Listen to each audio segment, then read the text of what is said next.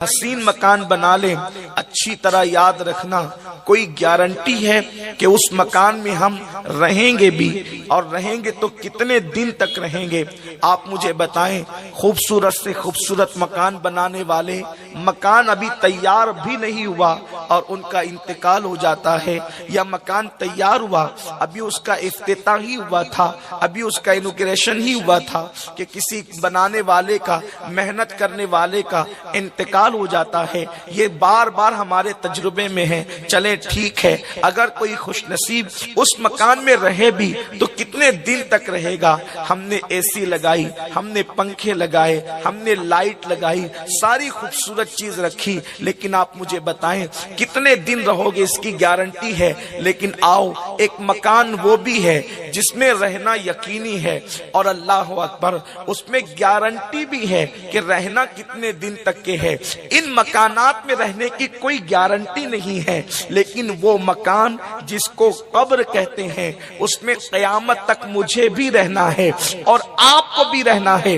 جس مکان کے اندر رہنا کتنے دن ہے اس کی کوئی گنجائش اور گارنٹی نہیں ہے، اس مکان کے لیے کتنا اہتمام کیا، لیکن جس مکان کے اندر قیامت تک سونا ہے، جس مکان میں قیامت تک رہنا ہے، اس مکان کو خوبصورت بنانے کے لیے، اس کی تزئین کاری کے لیے، اس میں ٹھنڈک کے لیے، اس میں ہواؤں کے لیے، اس میں فضاؤں کے لیے، اس میں نرم بستروں کے لیے ہم نے کیا انتظام کیا ہے؟ میرے پیارے آقا صلی اللہ علیہ وسلم کے پیارے دیوانوں، مکانات کے گدے قیمتی پیسے خرچ کر کے خریدے جا سکتے ہیں، مگر قبر کے گدے قیمتی پیسے خرچ کر کے دنیا کے اندر خریدے نہیں جا سکتے، بلکہ اس کی ایک کنڈیشن ہے، اللہ اکبر، اللہ کو راضی کرنا ہوگا، گناہوں سے بچنا ہوگا۔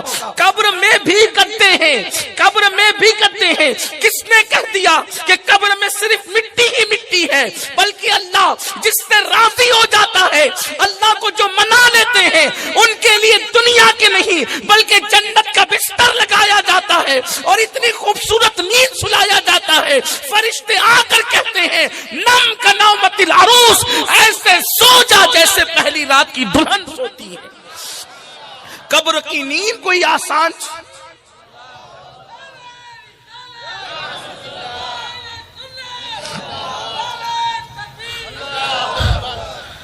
دنیا کے گدوں پہ سو تو دیر تک سونے والے کی کمر درد کرنے لگتی ہے، مگر قبر میں جو جنت کا بستر ہے، اگر اس پر کسی خوش نصیب کو سلا دیا جائے، اگر اس پر کسی خوش نصیب کو سلا دیا جائے تو خدا کی عزت کی قسم، جب وہ سوئے گا اور قیامت کے دن اٹھے گا تو اس کو ایسا لگے گا جیسے میں رات کو سویا تھا اور صبح کو میں بیدار ہو گیا۔ سبحان اللہ۔ یہ ہے جنت کے بستر کی برکت۔ لیکن دنیا میں ہم نے گدے تو لگائے، قبر کے لیے کیا انتظام کیا، قبر کے لیے کیا تیاری کی؟ میرے پیارے آقا علیہ السلام کے پیارے دیوانوں، جب ہم قبرستان جاتے ہیں تو کبھی قبرستان میں ہماری نظر پڑتی ہے، ایسا لگتا ہے کتنا سکون ہے، کتنا سناٹا ہے، کتنے اطمینان سے سب سو رہے ہیں، لیکن یاد رکھیں اپنے پاس وہ نگاہ نہیں، اپنے پاس وہ نظر نہیں، اپنے پاس وہ آنکھیں نہیں کہ اللہ اللہ، اوپر کی مٹی تو پرسکون نظر آتی ہے لیکن اندر یہ بھی ہے، اسی 2 گز زمین میں کسی کی قبر اتنی بڑی کر دی گئی ہے کہ مشرق سے لے کر مغرب تک کا فاصلہ ہو گیا ہے، تا حد نگاہ قبر کشادہ ہو گئی ہے۔ کبھی کسی کی قبر ایسی بھی ہوتی ہے کہ وہ جنت کے باغوں میں سے باغ بن گئی ہے، لیکن اللہ اکبر، اسی پرسکون قبریں جو اوپر سے پرسکون نظر آتی ہے، انہی قبروں کے اندر کسی کی کسی کی قبر جنت کے باغوں میں سے باغ بنی ہے، اور کسی کی قبر جو ہے جہنم کے گڑھوں میں سے ایک گڑھا بن گئی ہے۔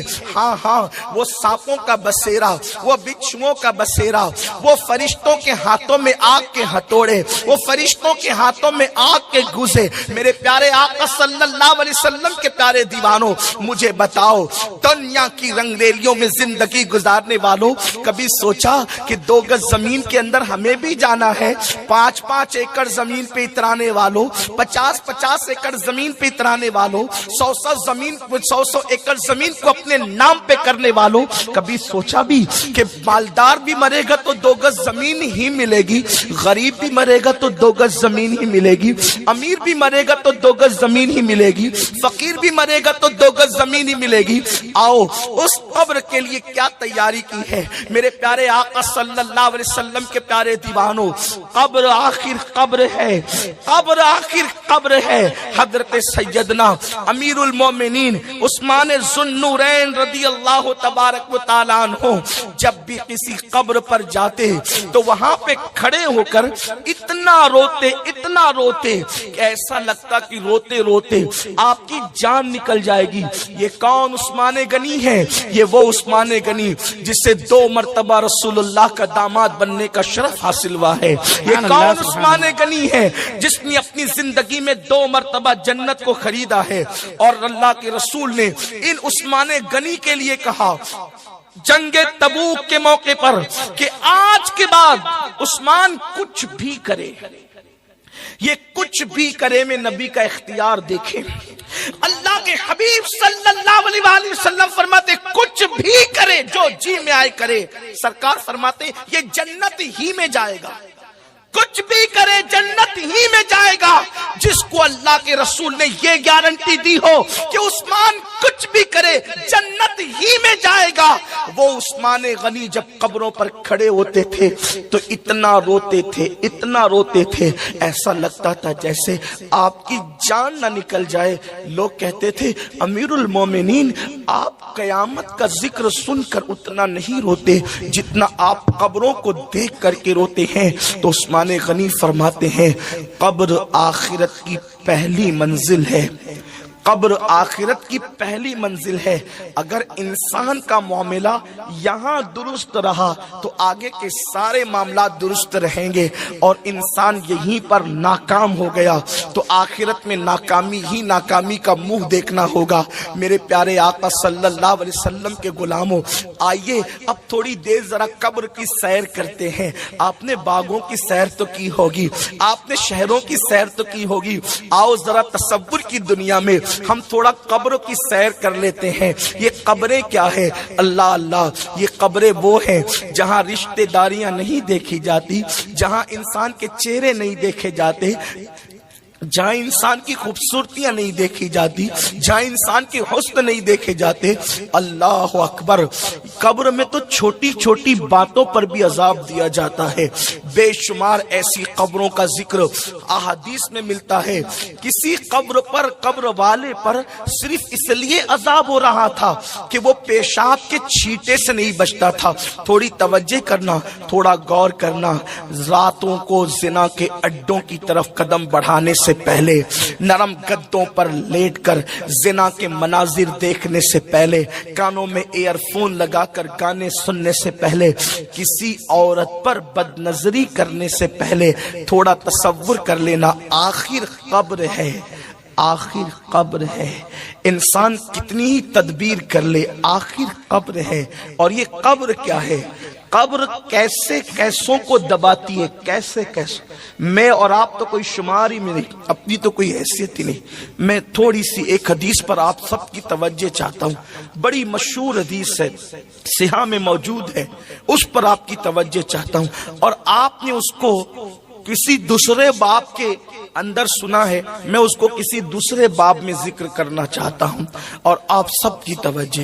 ہم سوچتے ہیں اللہ کریم ہے یار، قبر میں کیا ہوگا، بلکہ ہم تو شعر پڑھتے ہیں نا، قبر میں لہرائیں گے تا حشر چشمے نور کے، میں بھی پڑھتا ہوں، آپ بھی پڑھتے ہیں، لیکن یاد رکھنا یہ شعر پڑھنے کے حق ان کو تھے جن کی تہجد بھی فوت نہیں ہوتی تھی، یہ شعر پڑھنے کے حق ان کو تھے جنہوں نے جانے تو دے دی مگر سنتوں کے خلاف عمل نہیں کیا۔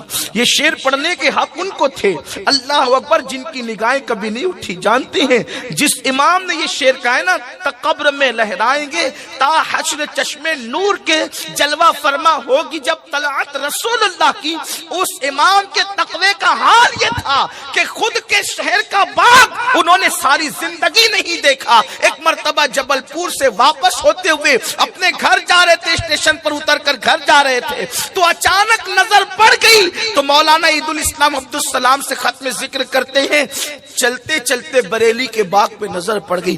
جس نے کبھی باغ کو بھی قصدن نہیں دیکھا، ان کو حق تھا یہ شعر پڑھنے کا۔ جو ہیرو ہیروئن کو ننگا ناچتے دیکھے، انہیں کیا حق ہے یہ شعر پڑھنے؟ آپ مجھے بتائیں، آج اپنے اعمال پر نظر کریں، اپنے اعمال پر نظر کریں اور اس کے بعد پھر اپنی بڑی بڑی باتوں کو دیکھیں۔ آج میرا جوان اللہ والوں سے سنی ہوئی باتوں کو اپنی زبان سے دہراتا ہے، یار ہم جنت میں نہیں جائیں گے تو کون جائے گا؟ جنت تو اپنے باپ کی ہے۔ ایسا لگتا ہے جیسے باپ سے خریدوا کر کے بک کرا رکھا ہے۔ جس کو یہ حق تھا کہ جنت میرے باپ کی کہنے کا، وہ سیدہ طیبہ طاہرہ مخدومہ کائنات سیدہ فاطمہ الزہرا اپنے مصلی پر رویا کرتی تھی اللہ کی خشیت سے۔ اور یہاں کچھ بھی زندگی میں نہیں، نہ اللہ کے لیے رونا، نہ اللہ کے لیے عمل کرنا۔ مسجد ویران کر دی، ہم جنت میں نہیں جائیں گے تو کون جائے گا؟ ماں باپ کو دکھ دے رہے، ہم جنت میں نہیں جائیں گے تو کون جائے گا؟ سود کے لقمے کھا رہے، ہم جنت میں نہیں جائیں گے تو کون جائے گا؟ وہ سود جس کے متعلق اللہ کے رسول صلی اللہ علیہ وآلہ وسلم فرماتے ہیں، جس نے سود کا ایک لقمہ کھایا گویا اس نے اپنی ماں کے ساتھ 36 مرتبہ زنا کیا۔ ایک لقمہ سود کا، گھما پھرا کر سود کے دھندے چل رہے ہیں۔ مولانا کو کنونس کیا جاتا ہے، نہیں مولانا اس کا رستہ ایسا نہیں، ایسا ہے۔ قدرت نے جن رستوں کو بند کر دیا ہے، دنیا کا کوئی انسان اب اس رستے کو کھول نہیں سکتا، اور جو کھولنے کی کوشش کرے وہ صراط مستقیم پر رہ نہیں سکتا۔ اللہ رب العزت کا اعلان ہے، جو سود کا کاروبار کرے گا میں اس کے ساتھ اعلان جنگ کرتا ہوں۔ سود کے دھندے کرنے والوں، محلے کے پہلوان سے لڑنے کی اوقات نہیں ہے۔ اللہ نے ان کے خلاف جنگ کا اعلان کیا ہے جو سودی کاروبار کرتے ہیں۔ بتاؤ، اللہ جس سے جنگ کا اعلان کرے، کوئی اللہ سے مقابلہ کرنے کی طاقت رکھتا ہے؟ کوئی اللہ سے معاذ اللہ مقابلہ کرنے کی ہمت کر سکتا ہے؟ واللہ تاللہ باللہ کبھی نہیں۔ اللہ کے مقابلے پر کوئی کیا ہے، کسی کی اوقات کیا؟ کسی نے خدا ہونے کا دعویٰ کیا، اللہ نے لنگڑے مچھر سے اس کو ہلاک کر دیا۔ نہیں دیکھتے فرعون کا انجام کہ اس کو اللہ نے دریا میں غرق کر دیا؟ نہیں دیکھتے وقت و نصر کا انجام کہ اللہ اکبر قدرت نے اسے کیسے ہلاک کیا؟ نہیں دیکھتے شداد کا انجام کہ اللہ اکبر خود کی بنائی ہوئی جنت میں قدم نہ رکھ سکا۔ اس لیے قدرت کو چیلنج مت کرو، دنیا چند دن کی ہے، اس چند دن کی دنیا کے چکر میں اللہ کو ناراض مت کرو۔ حلال کمانے والے اپنا مال قبر میں نہیں لے گئے، حرام کما کر ہم کیا اپنا مال قبر میں لے جائیں گے؟ جھوٹ بول کر کاروبار مت کرو، مت کرو، دھوکہ دے کر کاروبار، سب دنیا میں رہے گا۔ بال بچے ہوج موج کریں گے، وارثین موج مستی کریں گے۔ اب تو لوگ اتنے بے وفا ہیں، مردہ باپ کی قبر پر جوان بیٹا فاتحہ پڑھنے بھی نہیں آتا۔ ارے قبر پر آ کر فاتحہ پڑھنا تو دور کی بات ہے، بیٹا تو باپ کے لیے مغفرت کی دعا بھی نہیں کرتا۔ اب تو لوگ فاتحہ کے لیے بھی ترس رہے ہیں، لوگ دوسروں کا بھلا چاہ رہے ہیں۔ کوئی کہتا ہے انسان خود غرض ہو گیا، میں کہتا اللہ کرے انسان خود غرض ہو جائے۔ اگر انسان خود غرض ہو جاتا تو کم از کم بچوں کے لیے حرام دولت کما کر کے اپنی آخرت خراب نہ کرتا۔ انسان خود غرض ہو جاتا تو نماز کے وقت تو دکان پہ بیٹھ کر اپنے گھر والوں کے بھلے کے چکر میں اپنا برا نہ کرتا۔ ہاں کچھ نہیں لے جانا ہے دنیا سے۔ قرآن کہتا ہے لا تنس نصیبک من الدنیا، دنیا سے اپنے نصیب کا مت بھولو، سوائے کفن کے دنیا سے کچھ نہیں لے جاؤ گے۔ آخر قبر ہے، اپنے ہاتھوں سے درجنوں میتوں کو دفن کرنے والوں، کبھی یہ نہیں سوچا آج میں کسی کو اس قبر میں ڈال رہا ہوں، کل کوئی مجھے بھی ڈالے گا۔ کتنی دولت اکٹھا کر لو، ہر کپڑے اپنی پسند کے خریدے تھے، کتنے قیمتی خریدے تھے، 4 6 دکانوں میں کپڑے ہمیں پسند نہیں آتے تھے، لیکن جو آخری کپڑا پہنایا جائے گا وہ خود کی پسند کا بھی نہیں ہوگا، اس میں کوئی جیب نہیں ہوگی، وہ سلا ہوا نہیں ہوگا، لپیٹ دیے جائیں گے کفن میں۔ عمل اچھے ہیں تو ٹھیک ہے، ورنہ وہ کفن بھی آگ بنے گا، اس کفن کو بھی آگ کی شکل دے دی جائے گی، اوپر مٹی، نیچے مٹی، دائیں مٹی، آگے مٹی، پیچھے مٹی۔ کن کے لیے؟ جنہوں نے خدا کو راضی نہیں کیا، اور جنہوں نے راضی کیا آپ تو سن چکے، ان کے لیے تو جنت کا بستر ہے۔ ہائے اپنا ہوگا کیا؟ قرآن کہتا مِنْہَا خَلَقْنَاكُمْ، اسی مٹی سے پیدا کیا، مٹی سے پیدا ہوئے ہیں۔ مت غرور کرو اپنی جوانی پر، مت غرور کرو اپنی دولت پر، مت گھمنڈ کرو اپنے علم پر، مت گھمنڈ کرو اپنے خوبصورت چہروں پر۔ مولائے کائنات شیر خدا علی مرتضیٰ کے ہاتھ میں ایک خوبصورت مٹی کا پیالہ آیا تو مولا مشکل کشا اس پیالے کو دیکھ کر رونے لگے۔ اس روایت کو امام قرطبی نے لکھا ہے، خوبصورت پیالے کو، مٹی کے پیالے کو دیکھ کر مولا مشکل کشا رونے لگے۔ کسی نے کہا علی کتنا خوبصورت پیالہ دیکھ کر آپ روتے ہیں؟ فرماتے تم خوبصورت پیالہ دیکھ رہے ہو، میں اس خوبصورت پیالے میں ان خوبصورت چہروں کی مٹی ملی ہوئی دیکھ رہا ہوں جن کے چہرے مٹی میں ملے تھے، اور اس مٹی سے یہ پیالہ بنایا گیا ہے۔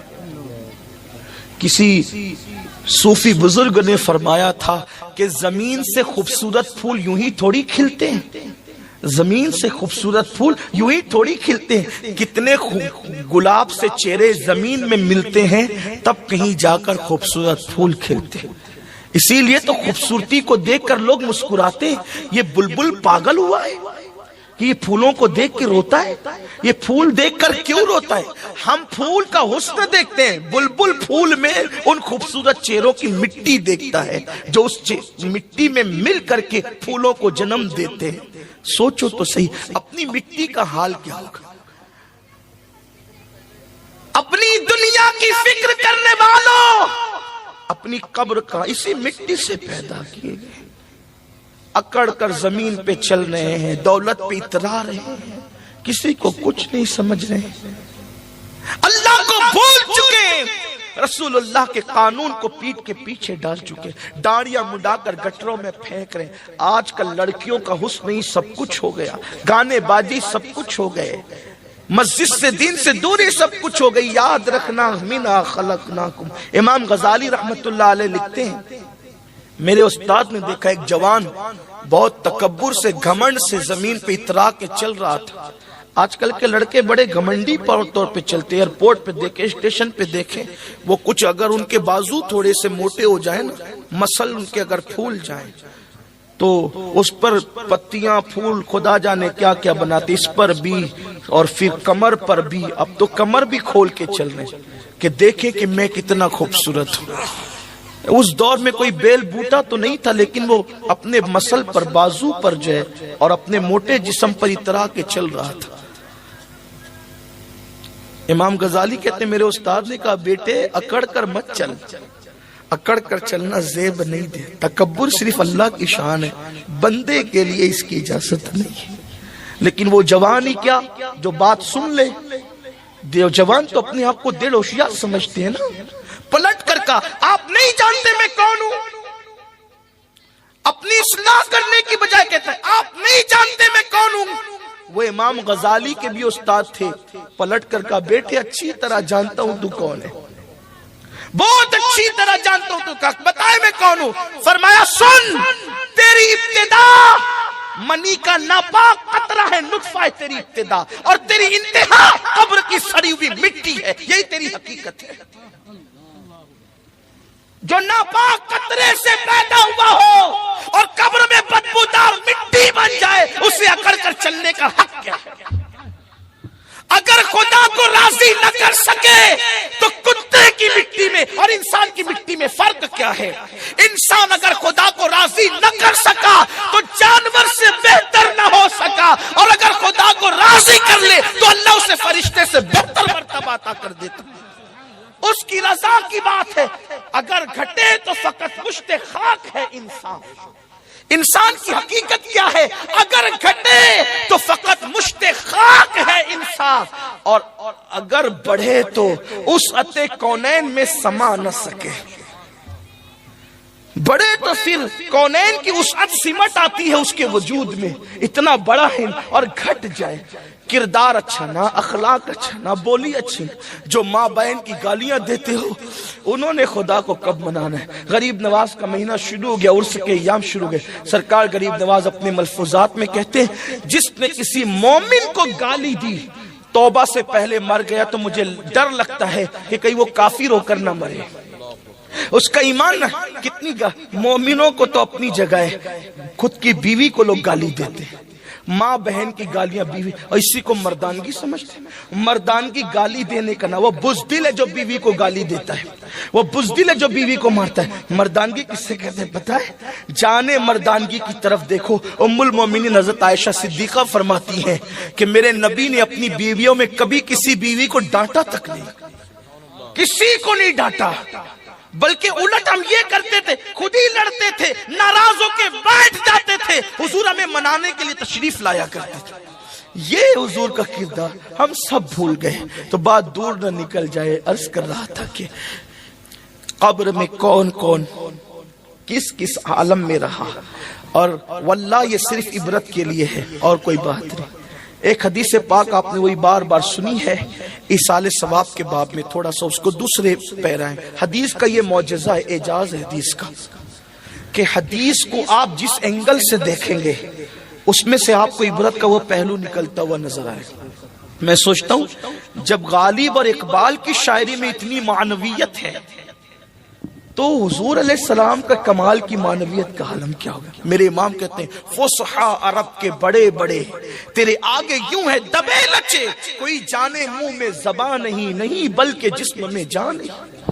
غافل ہو کر بیٹھے ہیں، غیبت کر رہے ہیں، چگلیاں کر رہے ہیں، حرام کھا رہے ہیں، ریاکاری کے طور پہ نمازیں پڑھ، لوگ پہلے تو پڑھتے نہیں، پڑھتے تو دکھاوے کے لیے پڑھتے، اللہ ماشاءاللہ، غسل بھی صحیح نہیں ہے، وضو بھی صحیح نہیں ہے۔ لائک کریں، شیئر کریں، کامنٹ کریں اور سبسکرائب ضرور کریں۔